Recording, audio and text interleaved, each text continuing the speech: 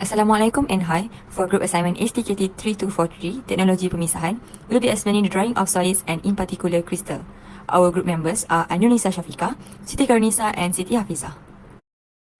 Our content in this video is introduction, theory, laboratory versus industry, application and lastly conclusion. Introduction. Centrifugation is a process that separates all types of particles. These particles were separated based on their sedimentation properties, which depend on a number of different factors. Those factors are size, density, and shape. Both density and shape differ depending on the composition of the solution, in which the particles are suspended. Some centrifuges allow processes to dry the solids in a wide range of production intention. For example, as shown in the picture, it is rotary dryer for centrifuge material. One of example laboratory or pilot scale centrifuge is Robatel. Robatel is a single machine that consists of centrifugal filtration and solid drying. It equipped with interchangeable rotors and casings that allow it to operate as a horizontal pillar centrifuge with automatic cake discharge, or as a basket centrifuge and tumble dryer. It applied as a 2-for-1 as approach to centrifugation and drying process. By using centrifugal forces, we can produce supersaturated solution such as crystal formation.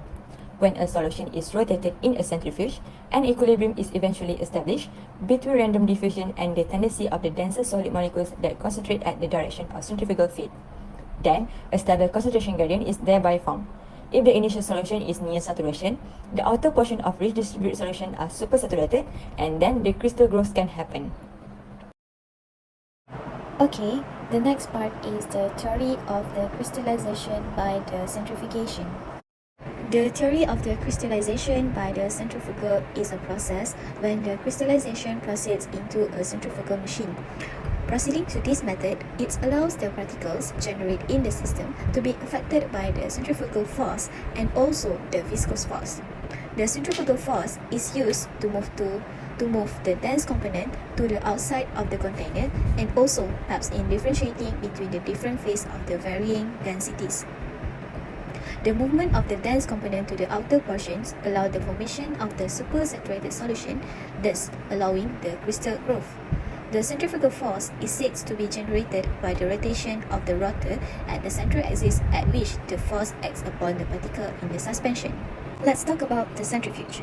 Centrifuge is a machine that uses the centrifugal force to separate various component present in the liquid sample. Centrifugal force is a force that pushes the object away from the rotating axis. In centrifuge, the centrifugal force is usually applied by spinning the sample at high rotational speed. The rotational speed is usually indicated as RPM, which stands for number of rotational per minute. Depending on the RPM, the centrifuge can be classified into several types. Low-speed centrifuge can operate at 4,000 to 5,000 RPM. For high-speed centrifuge, it can operate up to 15,000 to 20,000 RPM, and it is commonly used in the lab. On the other hand, the ultra-centrifuge can operate up to 65,000 to 80,000 RPM, or even more. Ultra-centrifuge is also known as a sophisticated instrument which can operate in the vacuum along with the refrigeration to control the heat. Okay, now let's move on to the rotor used in the centrifuge. There are three types of the rotor that used in the centrifuge. The first one is the fixed angle rotor. The fixed angle rotor is rotor that holds the centrifuge tubes at the fixed angles, and it is usually at the 45-degree angle. The next one is swinging bucket rotors. In this type of rotors, the centrifuge tubes are placed in the holder with attached to the hinge. Initially, the tubes are vertical. When the centrifuge is switched on, the centrifuge tubes attains horizontal position because the path of the length traveled by the particles is maximum. The particles also take a long time to settle as it travels from the top to the bottom of the tube. Last is vertical rotors. As the name suggests, the centrifuge tube is placed at the vertical position, and the path length traveled by the particles is minimum as it moves from one side to another side of the tube, and not from the top to the bottom. The particles are usually accumulated on the sides of the tube.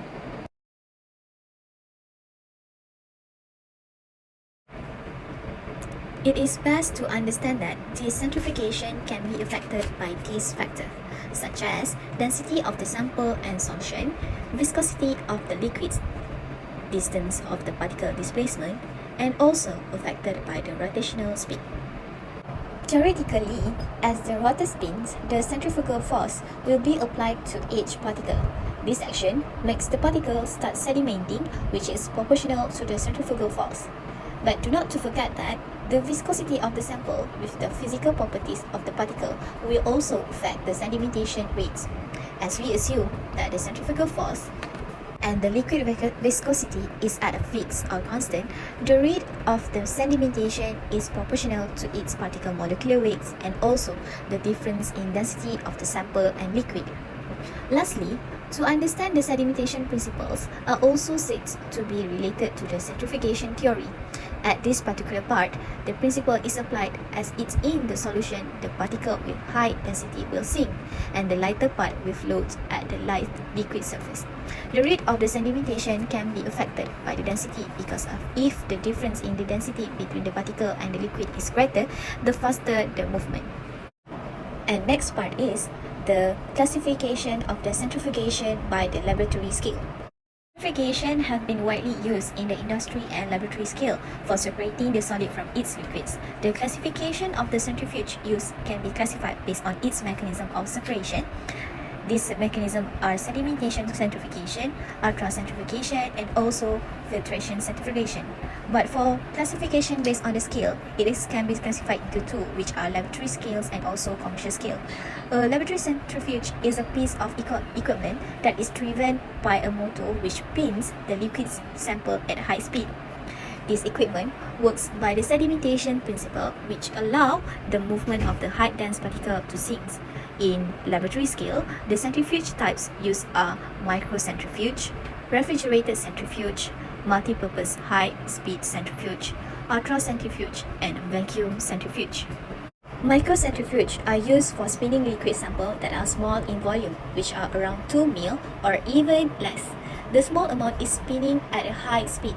The microcentrifuge's product differ by its number of sample tubes and also the sample tube size. This instrument has been additional features that allow it to adjust the angle of the rotors. The sedimentation in this microcentrifuge works as the denser particle move in radial direction because of the influence by the centripetal acceleration and liquid component separation. The microcentrifuge are usually operated at a speed of about 12,000 to 13,000 rpm. This is used for the molecular separation of cell organelles like nuclei and DNA and the phenol extraction. Microcentrifuge, also termed as microfuge, use sample tubes that are smaller in size when compared to the standard test tube used in a larger centrifuge. Some microcentrifuge came with the adapter that facilitates the use of the larger tubes along with the smaller one. Microcentrifuge with temperature controls are available for the operation of the temperature-sensitive sample. Another example is the refrigerated centrifuge. Refrigerated centrifuge are used for samples that needs to be in a constant temperature. In this experiment, the method used must be working at full function, which operate at maximum speed while maintaining the temperatures. The temperatures must be controlled at range -20 to -40 degrees Celsius, which is perfect for studies in clinical cases and for hospital laboratories. Moreover, the centrifuge used can be found in a different configuration such as swing back, fixed angle, or both. These are typically used for collecting substances that are separate rapidly like yeast cell, chloroplast, and other more. The chamber of the refrigerated centrifuge is sealed off from the outside to meet the condition of the operation. Another laboratory scale centrifuge is multi-purpose high-speed centrifuge, which are designed for the large volume working laboratories with maximum speed at 15,000 with high capacity and huge assortments of rotors. This allows these instruments to work ideally for the cellular and molecular biology, clinical preparations, and also for industrial application. The features in this centrifuge allows a better control in speeds, temperature process, which adapt to its necessity for certain analysis of sensitive molecules. More than that, this centrifuge has all three types of rotors that improve the efficiency of the process. Moreover, the high-speed centrifuge is commonly used in more sophisticated laboratories with the biochemical application and requires a high speed of operation. High-speed centrifugations are provided with a system for controlling the speed, temperature, which necessity for the sensitive biological molecules that I said earlier. And the high-speed centrifugation come with different adapters to accommodate the sample tubes of various size and volume. Lastly is the vacuum centrifuge, which is also known as the concentrator. The vacuum centrifuge utilizes the centrifugal force, vacuum, and also heat to speed up the laboratory evaporation of the sample. These centrifuges are capable of processing a large number of samples, up to 148 samples at a time. This type of centrifuge is used in the chemical and biological laboratories for effective evaporation of sample or solvent present in the sample, thus concentrating the sample. These are commonly used in high-throughput laboratories for samples that might have a large number of solvent. A rotary evaporator is used to remove the unnecessary solvents and eliminate solvent bumping. The centrifuge works by lowering the pressure of the chamber, which also decreases the boiling point of the sample. This causes the solvent to be evaporated and concentrating the particles to be separated. In conclusion, for the laboratory scale centrifuge that are most suitable for the crystallization centrifugation is a vacuum centrifuge, as it's able to separate the sample from its heterogeneous liquid. Moreover, by concentrating the samples, allow the solid that dissolve in the solvent to give high thermal production of solids or crystal. Next is the industrial scale, which is the sugar refinery. Refined sugar manufacturing plant is one of the examples that use centrifuge to obtain its product. Sugar refinery is the process of raw sugar from sugarcane or sugar beet turns into white refined sugar. There are two principles to produce either from sugarcane or sugar beet. It involves two operations which are processing sugarcane into raw sugar and then processing raw sugar into the refined sugar. The purification procedure is the same whether the sugar originates from sugarcane or beets. At the end, the finished product is pure sucrose. The centrifuge used in the production of sugar are designed for processing massicate, which is a mixture of sugar, crystal and molasses. Centrifugation plays an important part in determining the quality of sugar. Raw sugar is producing from sugarcane or beet by ordinary process known as desiccation process. The first step is juice extraction in the sets of meat, which is involve 4 or 5 stages. After extraction of the juice from sugarcane by milling or diffuser technology, it is followed to the desiccation process. This process can be defined as a neutralize the raw juice by adding of lime. The lime juice or desiccated juice or treated juice is heated up to 102 degrees Celsius until 103 degrees Celsius. Then, it will send to clarifier for settling and further filtration purpose. The function of juice clarifier is to separate insoluble solids in desiccated juice. The clarified juice sent to evaporator bodies to increase its solid concentration. After the evaporation, it is called as a syrup. The syrup is continued to process of crystallization.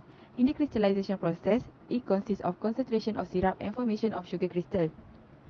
This process is done by vacuum pans. The massicate from crystallizer is taken into centrifuges for the separation of sugar crystal and molasses. The centrifugal machine in which crystal is in the massicate are separated by using centrifugal force from the surrounding molasses. Several steps involved in refined sugar process and they include melt clarification, melt filtration, melt decolorization and then will enter the centrifuges before obtain the refined sugar. Next is the application.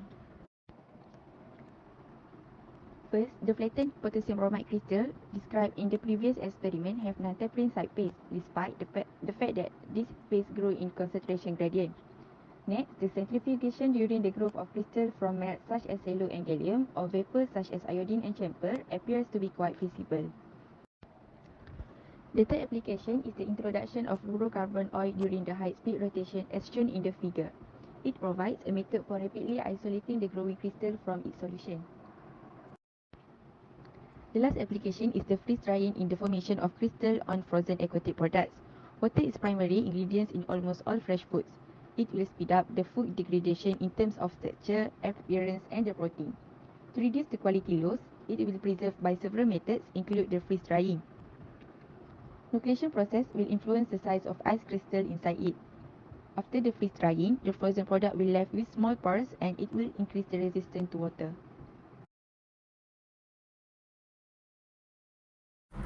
Conclusion.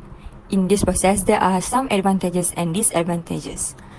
The advantages of this process is to make transportation more easier, more efficient for streamlined processing, downstream processing can be prepared, discharge the dirt and foreign particles, and minimize the formation of low-density crystal defect, while the disadvantage for this process is possible deformation of the crystal by the high force that being used.